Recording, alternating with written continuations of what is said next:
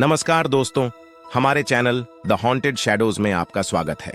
आप सुन रहे हैं एक भूतिया कहानी मेरी आवाज में। कहानी शुरू करने से पहले अगर आपको हमारी कहानियां पसंद आती हैं तो हमारे चैनल को सब्सक्राइब करना ना भूलें।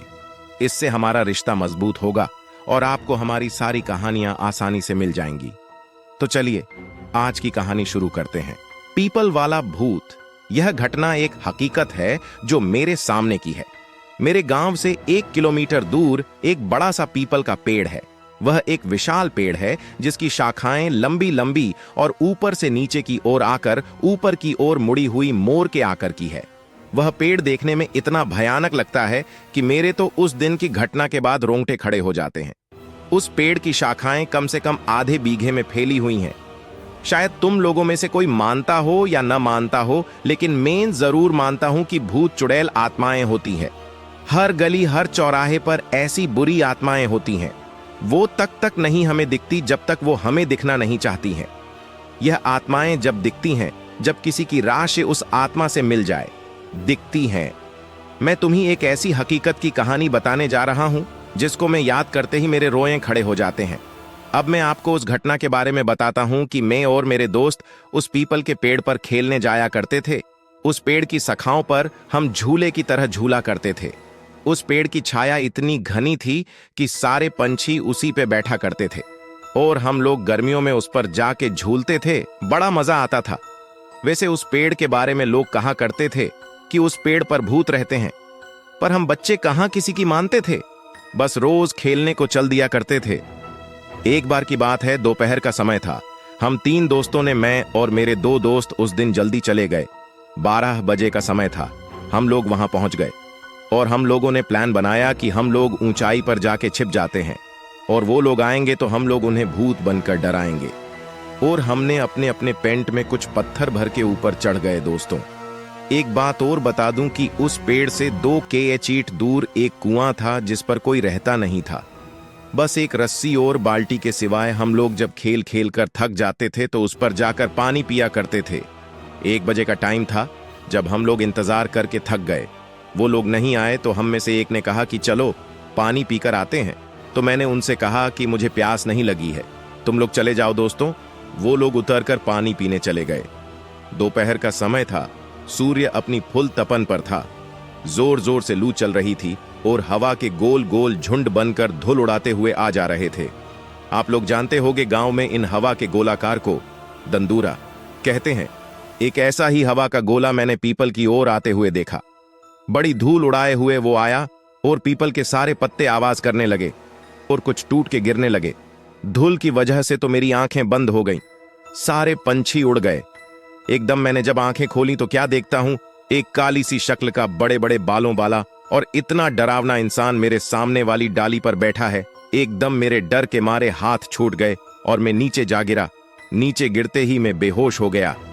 जब मेरी आंखें खुली तो देखा कि मेरे दोस्त पानी पीकर लौट आए हैं। मुझे उठाकर उन्होंने मुझे बिठाया। नीचे पीपल के पत्ते काफी इकट्ठे हुए थे, इसलिए मेरे ज्यादा नहीं लगी। बस मेरे पैर से थोड़ा सा खून निकल आया था।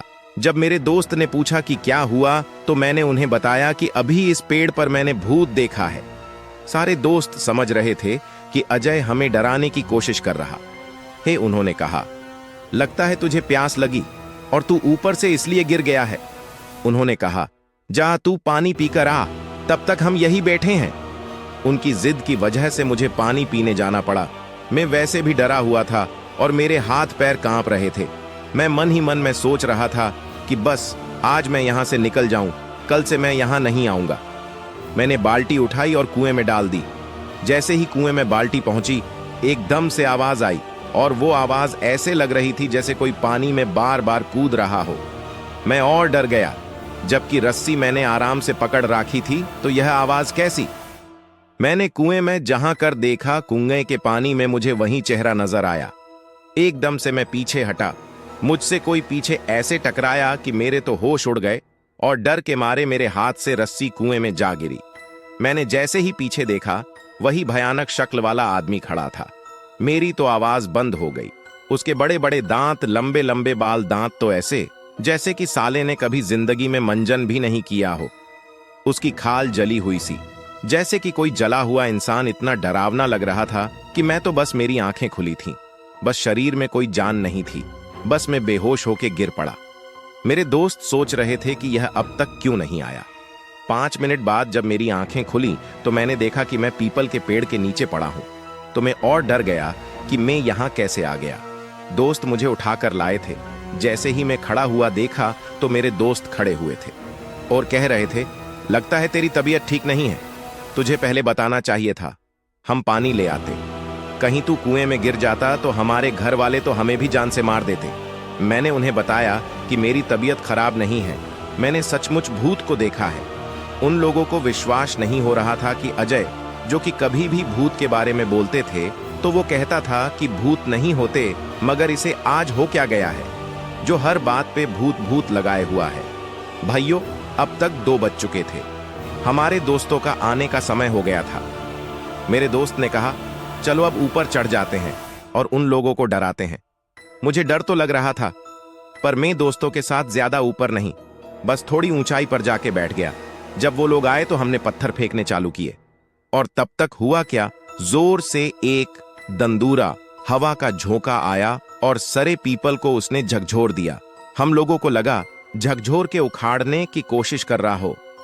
मेरे दोस्तों ने समझा कि भूत है इस पेड़ पर और वो सारे लोग डर कर भाग गए। और हम बड़े ही खुश हुए कि आज तो इन्हें हमने डरा ही दिया। पर हमें क्या पता था कि वो कक्का भूत भी यह सब देख रहा है और उसने जोर से पेड़ को हिलाया। जैसे ही मेरे दोस्तों ने यह सब देखा, जल्दी जल्दी उतरने लगे।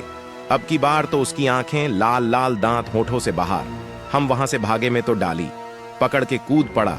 मेरे दोस्त जिससे लटका वो डाली टूट गई और एकदम से नीचे गिरा। मैंने उसे उठाया तक नहीं, मैं वहां से भागा और मेरे दोस्त भी पीछे पीछे। बस फिर तो हमने मुड़कर नहीं देखा। घर आके ही हमने दम लिया। हमने देखा कि हमारा दोस्त नीरज नहीं दिख रहा है, तो हमने उसे उधर से लेट आते हुए देखा। वो आराम आराम से आ रहा था। उसकी आंखें लाल, हाव भाव बदले हुए नजर आ रहे थे। हमने उनसे पूछा कि नीरज क्या हुआ, तो उसने कुछ नहीं कहा। बस हमारी तरफ ऐसी ही नजरों से वह देखकर चला गया और जाकर सीधे अपनी चबूतरे पर जाकर बैठ गया। उसके हाव भाव बदले, आवाज भारी सी हो गई है। जब घर के सब लोगों ने उसे देखा और कहा, कहां गए थे तुम लोग, तब मेरे दोस्त सुरेश ने सारी बात बता दी। तब हमारे चाचा जी ने कहा, मैं हमेशा मन करता रहता हूं इन लोगों को कि पीपल के पास मत जाया करो, पर ये लोग मानते ही नहीं। अब देखो इसका क्या हाल हुआ है। अब जाकर भगत जी को बुला के ले आओ। हमारे गांव में एक बाबा हैं, शियाराम, जो हनुमान के मंदिर में रहते हैं और पूजा करते हैं। वो तंत्र मंत्र इन चीजों में माहिर हैं, इसलिए उन्हें लोग भगत जी के नाम से बुलाते हैं। तब मैं जाकर मंदिर से भगत जी को बुलाया। भगत जी ने मुझसे कहा कि पहले कुल्ला कर, और तब मैंने राख ली। तब तक भगत जी ने कुल्ला करके अपना कमंडल साधुओं के पास जो पानी पीने के लिए होता है उठाया और चल दिए, और मैं उनके पीछे पीछे चल दिया। भगत जी वहां पहुंचे और पहुंचते ही सब समझ गए और कहा, भाई तुम यहां क्या लेने आए हो। वो चुप रहा, कुछ बोला नहीं। तब भगत जी समझ गए कि तू ऐसे नहीं बताएगा। तब भगत जी ने धरती के पैर छूकर बैठकर मुझसे राख मांगी। मैंने उनको राख दे दी। तब उन्होंने कुछ मंत्र बोलाकर उस राख को उसके ऊपर फेंक दिया और कुछ कमंडल से जल के छींटे मारे तक उसका कान पकड़ के बोले, बता तूने इस लड़के को क्यों पकड़ रखा और कौन है तू और कहां से आया है। तब उसने बताया कि मैं पास के पीपल के पेड़ पर रहने वाला भूत हूं। यह लोग मुझे दोपहर के समय सोने नहीं देते थे, इसलिए मैंने इनको डराया और इसको पकड़ लिया। भगत जी बोले, तू पीपल को छोड़ और कहीं दूर जंगल में चला जा, और वो पीपल बच्चों के खेलने के लिए है, पर मैं कहां जाऊंगा। तब भगत जी ने कहा कि तू ऐसे ही चला जाएगा या फिर निकालूं अपना वज्र। और भगत जी की आंखें लाल हो गई। तब भूत ने कहा, आप मेरा कान छोड़ोगे तभी तो मैं जाऊंगा। देख कितना अच्छा बच्चा है। इतना जल्दी समझ गया। एकदम नीरज हिला और वो नॉर्मल हो गया, जैसे कि अभी सोकर जगा हुआ है। तब भगत जी ने कहा, जाओ, अब पीपल वाला भूत भाग चुका है, अब तुम कभी भी जाकर उस पेड़ पर खेल सकते हो। हाँ दोस्तों, एक बात बताना मैं भूल गया। जब भगत जी आंखों में जो चमक आई वो हनुमान जी थे और उन्हीं ने कहा था कि मैं वज्र से मारूं क्या तुझे। तो प्रेम से बोलिए, संकट मोचन हनुमान जी की जय। तब से हम लोग भूतों पर विश्वास करने लगे हैं और उनसे अब डर नहीं लगता। जब भी डर लगे तो बोलना जय बजरंग बली की जय।